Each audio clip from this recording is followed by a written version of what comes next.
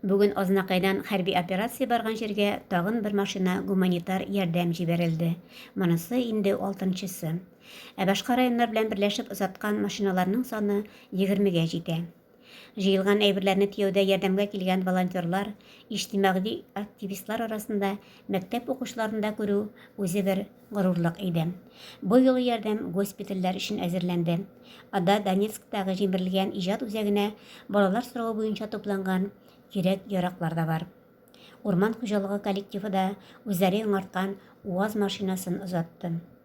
Егетләребез исән-сау булсыннар. Госпитальдә дәваланучылар яхшы гына терелеп, аякка бассыннар, сафта булсыннар дигән теләктә калдылар азнакайлылар.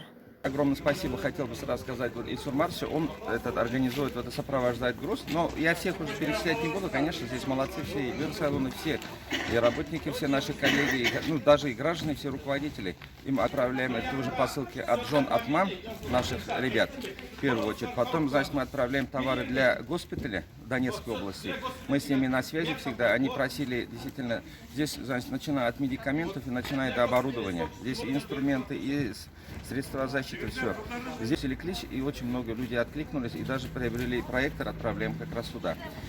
Выразить огромную благодарность всем руководителям и гражданам, которые откликнулись. Здесь таких предприятий даже 60-70 человек перечислили деньги.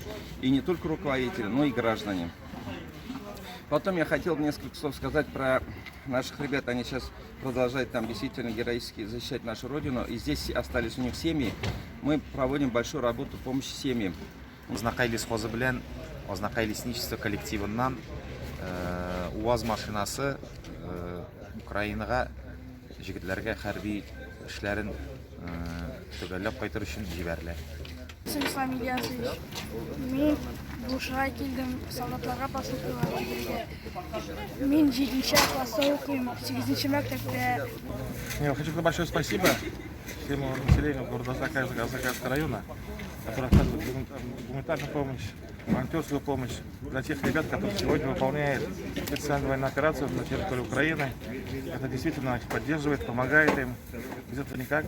Когда приходят весточки с родного дома, с родного края, конечно, всегда